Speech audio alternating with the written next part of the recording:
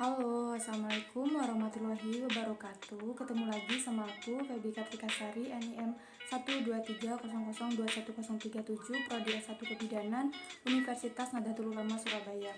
Pada video kali ini, saya akan menjelaskan tentang biolistrik pada sel saraf dan jantung, mata kuliah Fisika Kesehatan dan Biokimia, yang diampu oleh Ibu Ima Kurnia Astuti, STMT, dan Ibu Lailatul Husnul Rizki, SST, MPH. Oke, simak terus video penjelasannya sampai akhir ya. Yang pertama ada morfologi saraf. Definisi sistem saraf. Sistem saraf adalah sistem koordinasi berupa penghantaran impuls saraf ke susunan saraf pusat, memproses impuls saraf, dan pemberi tanggapan rangsangan sistem. Atau susunan saraf merupakan salah satu bagian terkecil dari organ dalam tubuh, tetapi merupakan bagian yang paling kompleks. Susunan saraf manusia mempunyai arus informasi yang cepat dengan kecepatan memproses yang tinggi dan tergantung pada aktivitas listrik. Selanjutnya, yang B, susunan sistem saraf. 1. Sistem saraf pusat. Susunan saraf pusat atau SPP yaitu otak atau ensefalon dan medula spinalis yang merupakan pusat integrasi dan kontrol seluruh aktivitas tubuh. Selanjutnya, yang kedua, sistem saraf tepi. Susunan saraf tepi atau SST yaitu saraf kranial dan saraf spinalis yang merupakan garis komunikasi antara SSP dan tubuh SST, tersusun dari semua saraf yang membawa pesan dari dan ke SSP selanjutnya. C. Sel-sel pada sistem saraf. Sistem saraf pada manusia terdiri dari dua komponen, yaitu sel saraf dan sel glial. A. Sel saraf berfungsi sebagai alat untuk menghantarkan impuls dari panca indera menuju ke otak dan selanjutnya oleh otak akan dikirim ke otot, sedangkan sistem glial berfungsi sebagai pemberi nutrisi pada neuron. Yang kedua yaitu mengenai mekanisme depolarisasi, repolarisasi, dan potensial aksi. Perambatan potensial aksi. Depolarisasi adalah perubahan dalam sel di mana terjadi pergeseran distribusi muatan listrik sehingga muatan negatif di sel berkurang. Depolarisasi sangat penting untuk fungsi banyak sel, komunikasi antar sel, dan fisiologi keseluruhan. Depolarisasi potensial aksi. Membran kembali ke potensial istirahatnya telah mengalami depolarisasi. Perambatan potensial aksi adalah aliran ionik positif dan negatif yang bergerak di membran sel. Langkah awal pengolahan informasi indera adalah transformasi energi stimulus menjadi potensial reseptor, selalu menjadi potensial aksi pada serabut saraf. Kemudian yang ketiga adalah mekanisme sinyal listrik dan otot.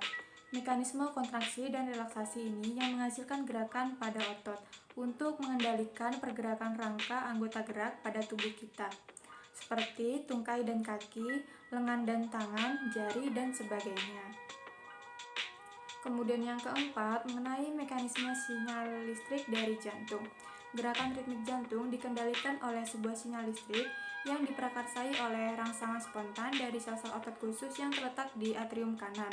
Sel-sel ini membentuk simpul sinoatrial atau SA atau alat pacu jantung alami. SA node Anda secara berkala sekitar 72 kali per menit. Sinyal listrik dari SA node memulai depolarisasi saraf dari otot dari atrium kedua, menyebabkan atrium berkontraksi dan menarik darah ke dalam ventrikel sehingga terjadilah repolarisasi dari atrium tersebut. Sinyal listrik lolos antiventrikuler atau AV node yang memulai depolarisasi ventrikel kanan dan kiri, menyebabkan kontraksi dan paksa darah masuk ke dalam paru dan sirkulasi umum. Dan yang kelima, mengenai faktor yang mempengaruhi laju kelistrikan saraf. Yang pertama, diameter serabut saraf. Sel saraf yang memiliki diameter besar akan lebih cepat merambatkan impuls dibandingkan dengan sel saraf yang memiliki diameter kecil. Yang kedua, selubung mielin. Daerah akson yang tertutup mielin akan menghantarkan impuls lebih cepat dibandingkan dengan akson yang tidak tertutup mielin. Yang ketiga, temperatur. Hingga ambang batas tertentu, temperatur yang lebih tinggi akan mempercepat pengiriman dibandingkan dengan rendah. Hal tersebut dibuktikan dengan ketika suhu lebih cepatnya perambatan impuls pada hewan Hemoterm seperti mamalia dibandingkan hewan berdarah dingin Poikiloterm seperti reptilia atau amfibia. Selanjutnya tentang mekanisme penghantaran impuls pada lengkung refleks saraf. Yang pertama, mekanisme penghantaran impuls pada lengkung refleks saraf. Mekanisme gerak refleks merupakan suatu gerakan yang akan terjadi secara tiba-tiba di luar kesadaran kita. Refleks flexor, penarikan kembali tangan secara refleks dari rangsangan yang sangat berbahaya, merupakan suatu reaksi perlindungan. Gerak refleks merupakan suatu bagian dari mekanisme pertahanan tubuh atau juga terjadi jauh lebih cepat dari gerak sadar, yang misalnya menutup mata pada saat akan terkena debu. Untuk dapat terjadinya gerakan refleks, maka dibutuhkan struktur sebagai berikut, yaitu organ sensorik yang banyak menerima impuls, contohnya kulit. Nah, sekarang kita akan membahas tentang jantung. Yang pertama, morfologi jantung. Pengertian dari jantung merupakan organ penting yang bertugas memompa darah dalam tubuh Anda. Jika jantung dan pembuluhnya bermasalah, tentu akan menyebabkan sebagai penyakit jantung dan menimbulkan gejala. Parahnya, jika jantung kehilangan fungsinya, kematian bisa terjadi. Jantung memiliki ukuran sedikit lebih besar dari kepalan tangan Anda, yaitu sekitar 200 hingga 425 gram. Jantung Anda terletak di antara paru-paru pada bagian tengah dada, pada bagian belakang dan sedikit ke kiri tulang dada atau sternum. Selanjutnya, mekanisme kerja jantung. Mekanisme kerja jantung berkaitan dengan aliran darah dalam tubuh.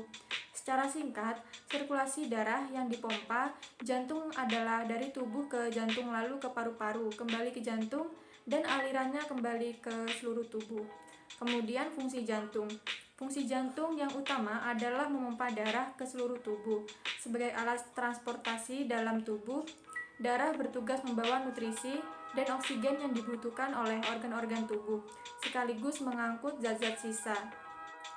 Yang kedua, ada konduksi jantung. Sistem konduksi jantung terdiri dari otot jantung khusus yang termodifikasi dan mampu menghasilkan aktivitas listrik secara spontan dan menghantarkannya ke seluruh bagian otot jantung. Listrik yang dihasilkan akan diantar ke seluruh bagian otot jantung secara cepat dan terkoordinasi. Kemudian, perbedaan otot lurik, otot polos, dan otot jantung. Otot lurik merupakan otot yang memiliki tampilan seperti namanya, yaitu tampilan lurik, antara gelap dan terang, dengan tampilan yang berseling. Otot lurik ini berada di bagian rangka dan menempel pada bagian rangka manusia atau hewan, sehingga otot ini juga seringkali disebut dengan otot rangka. Contoh otot lurik adalah otot paha, otot betis, otot lengan, dan otot perut. Otot polos. Otot polos merupakan alat yang termasuk ke dalam kategori otot tak sadar atau refleks. Maksudnya, otot ini bekerja di bawah alam kesadaran kita. Otot polos merupakan otot yang jaringan dibentuk oleh sel-sel otot dan bentuk otot polos seperti gelendong, yang mana kedua ujungnya meruncing serta bagian tengahnya menggelembung. Contoh otot polos adalah otak usus, otak nadi, dan otot lambung. Otot jantung. Otot jantung merupakan otot yang membentuk jantung. Ini merupakan jenis otot lurik dengan segmen berubah-ubah dari serat protein tebal dan tipis yang sering dikenal dengan miosin dan aktin. Masing-masing menyebabkan variasi ini. Fungsi otot jantung yakni untuk memompa jantung, untuk mengedarkan darah ke seluruh bagian tubuh. Keistimewaan utama dari otot jantung yaitu bahwa mereka sekali mulai aktif dengan selalu menjalani proses kontraksi dan relaksasi tanpa mengalami keadaan kelelahan. Contoh otot jantung adalah terdapat pada jantung.